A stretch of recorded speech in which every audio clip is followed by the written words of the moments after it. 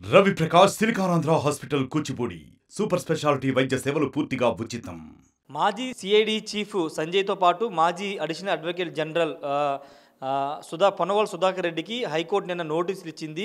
Chandrababu Naidu skill development కేసులో arrest అయిన సందర్భంగా వీళ్ళు ఇద్దరు ఢిల్లీలోను, హైదరాబాద్లోను, విజయవాడలోను ఒక ప్రైవేటు హోటల్స్లో ప్రెస్ మీట్ పెట్టి ప్రజాధనాన్ని దుర్వినియోగం చేశారంటూ Andhra Pradesh united forum for RTI campaign రాష్ట్ర అధ్యక్షుడు సత్యనారాయణ పిల్ దాఖలు చేయడంతో నిన్న హైకోర్టు వీళ్ళిద్దరికీ నోటీసులు జారీ చేసింది. నోటీసులు వివరణ ఇవ్వాలంటూ కూడా ఆదేశాలు జారీ చేసింది.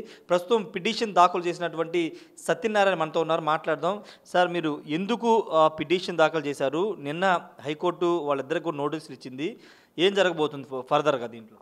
ఇప్పుడు ఫర్దర్గా అంటే ప్రజా ధనాన్ని దుర్వినియోగం చేసినటువంటి ఏ అధికారులైనా కానీ శిక్షింపబడాలనేది చట్టంలో ఒక నానుడు ఉందండి.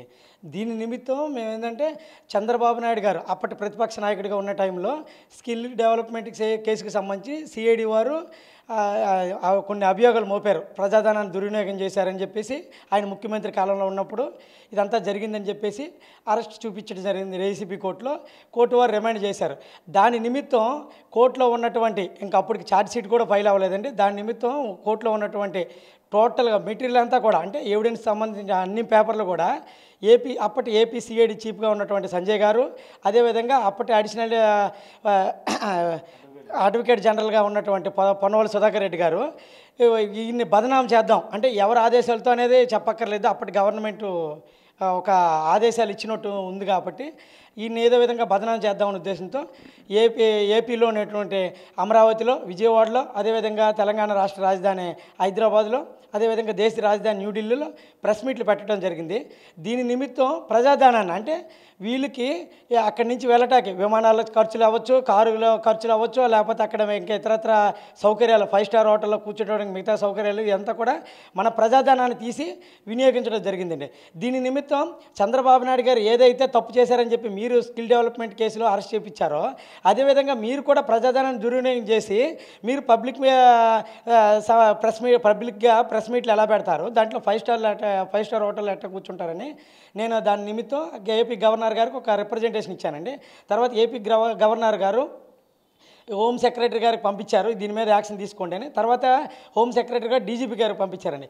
ఇవన్నీ కూడా నేను చెబుతూ రాష్ట్ర హైకోర్టులో ఒక పిల్లుని దాఖలు చేయడం జరిగింది. అంటే భవిష్యత్తులో ఎవరైనా కానీ ఈ విధంగా ప్రజాధనం దుర్వినియోగం చేస్తే వాళ్ళ మీద కూడా చర్యలు తీసుకోండి. ఆర్టికల్ 14 ప్రకారం చట్టం అందరికీ సమానమే, వీళ్ళు ఎక్కువ వాళ్ళు తక్కువ అనేది లేదు. చంద్రబాబు నాయుడు గారు అవ్వచ్చు, జగన్ గారు అవ్వచ్చు, ఇంకెవరైనా అవ్వచ్చు అనే ఉద్దేశంతో నేను వెళ్ళటం జరిగింది. అది నిన్న హీరింగ్కి వచ్చింది. నిన్న హీరింగ్కి వచ్చేసిన తర్వాత ఆంధ్రప్రదేశ్ హైకోర్టు వారు అవన్నీ గమనించి నెక్స్ట్ అప్పటి ఏపీ సిఐడి చీఫ్గా ఉన్నటువంటి సంజయ్ గారికి, అదేవిధంగా అప్పటి అడిషనల్ అడ్వకేట్ జనరల్గా ఉన్నటువంటి పొన్నవోలు సుధాకర్ రెడ్డి గారికి నోటీసులు ఇవ్వడం జరిగింది. అదేవిధంగా అప్పటి రాష్ట్ర ప్రభుత్వాన్ని బాధ్యం చేశాను కాబట్టి అంటే లా సెక్రటరీ గారిని, అదేవిధంగా ప్రిన్సిపల్ హోమ్ సెక్రటరీ గారిని, చీఫ్ సెక్రటరీ గారిని బాధ్యులు చేశాను. వాళ్ళని కూడా పూర్తి డీటెయిల్స్తో అంటే అప్పటి ఎంత ఖర్చు అయింది, ఎంత ఖర్చు పెట్టారు, ఎవరు పంపించారు అనే రకాలుగా మొత్తం అన్నీ కూడా ఫుల్ డీటెయిల్గా కౌంటర్ దాఖలు చేయమని చెప్పి హైకోర్టు వారు నిన్న నోటీసులు ఇష్యూ చేయడం జరిగిందండి. అంటే ఇప్పుడు జనరల్గా వాళ్ళు అప్పుడు ప్రభుత్వంలో ఉన్నారు కాబట్టి వాళ్ళు సొంతంగా ప్రెస్ మీట్ పెట్టే అవకాశం లేదు. వెనకాల ఎవరైనా ప్రోద్బలంతోనో ఎవరైనా చెప్తేనో చేసి ఉంటారని మీరు అనుకుంటున్నారా? ఒకవేళ వాళ్ళ బ్యాక్గ్రౌండ్లో ఎవరున్నారు ఉంటే వాళ్ళకు కూడా కోర్టు నోటీసులు ఇచ్చే అవకాశం ఉందా? తప్పకుండానండి. దీని మీద సమగ్ర విచారణ అయితే జరగాల్సిందేనండి. బ్యాక్గ్రౌండ్లో ఎవరున్నారంటే అప్పటి సీఎంఓ కార్యదర్శి కూడా ఢిల్లీలో అశోక్ హోటల్లో 5 స్టార్ హోటల్లో కనిపించడం జరిగిందండి. అదేవిధంగా అక్కడ ధనుంజయ్ గారు కూడా ప్రోద్బలం ఉందని చెప్పేసి అన్నారండి. వీళ్ళందరూ ఎవరంటే అప్పటి సీఎం జగన్మోహన్ రెడ్డి గారి ప్రోద్బలంతోనే జరిగిందనేది క్లియర్ కట్గా అందరికీ తెలిసిన విషయం. అయితే ఇప్పుడు ఏంటంటే విచారణలో అన్నీ బయటకు రావాలా. ఎందుకంటే సిఐడి చీఫ్గా ఉన్నటువంటి సంజయ్ గారు పబ్లిక్ సర్వెంట్, ఆయన ఒక ఐపీఎస్ అధికారి, ఆయనకి నిబంధనలు తెలియవంటారా? అదేవిధంగా పొన్నవోలు సుధాకర్ రెడ్డి గారు అడిషనల్ డైరెక్టర్ అడ్వకేట్ జనరల్గా ఉన్నటువంటి ఆయనకి నియమ నిబంధనలు తెలియదు అంటారా? అంటే వాళ్ళందరికీ తెలుసు ప్రజాధనాన్ని వేతనంగా పొందేటప్పుడు అన్ని విషయాలు వాళ్ళకి తెలుసండి. కానీ వాళ్ళ అడిషనల్ అడ్వకేట్ జనరల్గా ఉన్నటువంటి వ్యక్తికి, ఐపీఎస్ అధికారిగా పనిచేస్తున్నటువంటి వ్యక్తికి వాళ్ళకి నిబంధనలు తెలియవంటాక లేదు. ఎవరో చెప్తే చేశారంటే అప్పటి రాష్ట్ర ప్రభుత్వం క్లియర్ కట్గా చేసింది బదనాం చేయమని. అదేవిధంగా వీళ్ళకి డైరెక్ట్గా ప్రెస్ మీట్లు పెట్టి బదనాం చేయాల్సిన అవసరం లేదండి. కోర్టులో ఉన్నటువంటి మెటీరియల్ అందరూ కూడా బయటికి తీసుకొచ్చి మీడియాకి ఇవ్వాల్సిన అవసరం లా. కేసు ఫైల్ అయింది, అరెస్ట్ చూపించారని రాయటం వరకే జరుగుతుంది. కానీ మీడియా వాళ్ళు ఇవన్నీ కూడా బ్యానర్లు కొట్టి లేకపోతే లైవ్లో మొత్తం డిస్ట్రిబ్యూట్ చేసేసి స్క్రీన్ తెరలు పెట్టి అన్నీ చేసి లెక్కలంటే మాత్రం కంపల్సరీగా ఇదంతా కూడా ప్రజాధన దుర్వినియోగం కింద బదనాం చేయటమేనండి.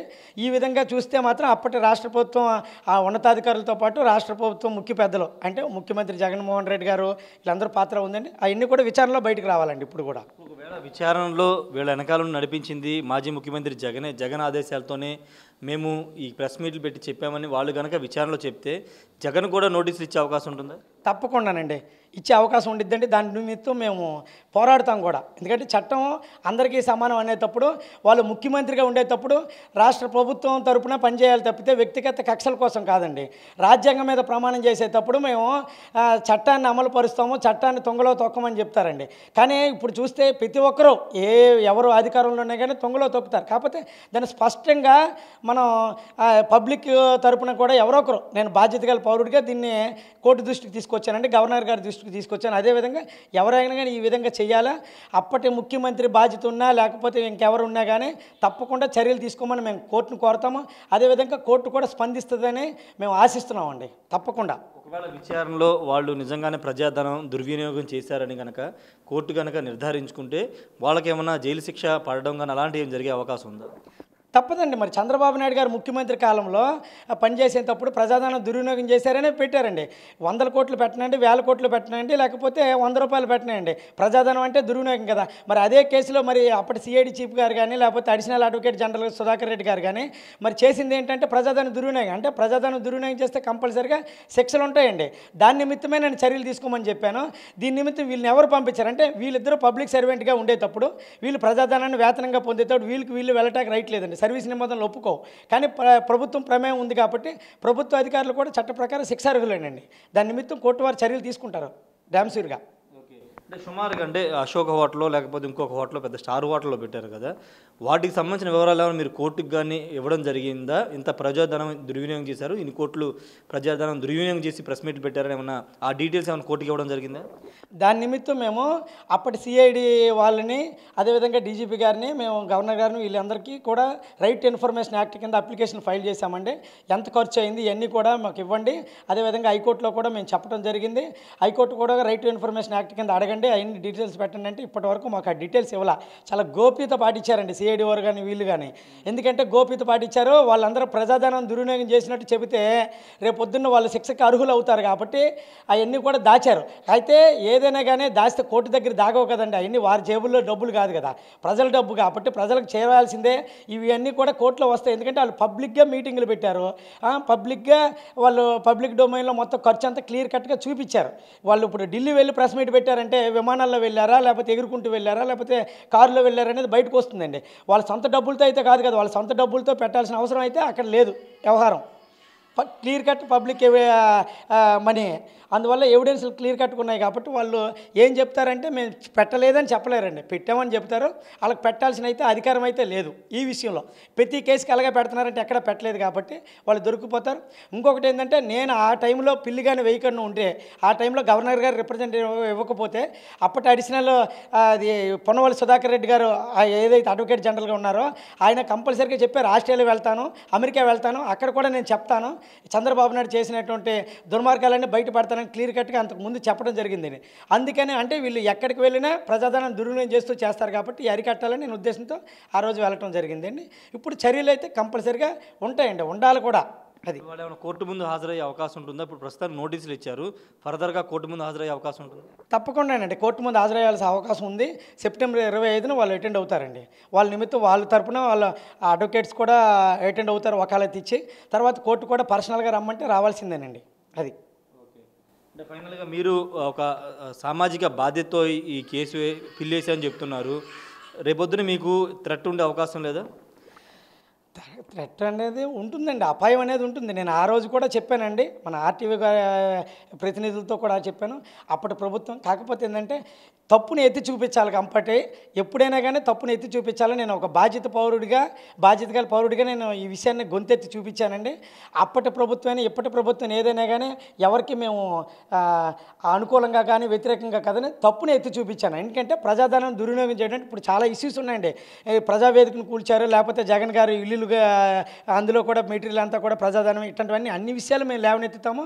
అపాయం అయితే ఉండిద్దండి. అపాయం ఉందని చెప్పేసి మనం ప్రజాధనాన్ని దుర్వినియోగం చేసిన విషయంలో మనం ఎలుగెత్తకపోతే ప్రాబ్లం అవుతుంది. కాబట్టి మనం ఎలుగెత్తాల్సిందే. మరి కోర్టు దృష్టికి పెట్టాలి. కోర్టు దృష్టికి పెట్టబట్టే ఇప్పుడు ఇదంతా కూడా వెలుగులోకి వచ్చిందండి. అది థ్యాంక్ యూ అండి. మొత్తంగా ఒకటే చెప్తున్నారు, ఒక సామాజిక బాధ్యతగా ఒక సామాజిక పౌరుడిగా ఈ పిల్లివేశాన్ని చెప్తూ ఉన్నారు. గతంలో ముఖ్యమంత్రిగా పనిచేసినటువంటి జగన్ ప్రోద్బలంతోనే, సీఎం అధికారుల ప్రోద్బలంతోనే మాజీ సిఐడి చీఫ్ సంజయ్తో పాటు అడిషనల్ అడ్వకేట్ జనరల్గా పనిచేసిన పొన్నవోలు సుధాకర్ రెడ్డి ప్రెస్ మీట్ పెట్టారు. వాళ్ళు ఒక పబ్లిక్ సర్వెంట్స్ కాబట్టి వాళ్ళకి ప్రెస్ మీట్ పెట్టే అర్హత లేదు. కానీ వాళ్ళు ఎవరో చెప్తే, ఎవరో బ్యాక్ డోర్ నుంచి వాళ్ళకి డబ్బులు సప్లై చేస్తేనే ఈ విధంగా ప్రెస్ మీట్ పెట్టారని చెప్తున్నారు. కాబట్టి వాళ్ళకి చర్యలకి అర్హులే. కాబట్టి కోర్టు నిన్న నోటీసులు ఇచ్చింది.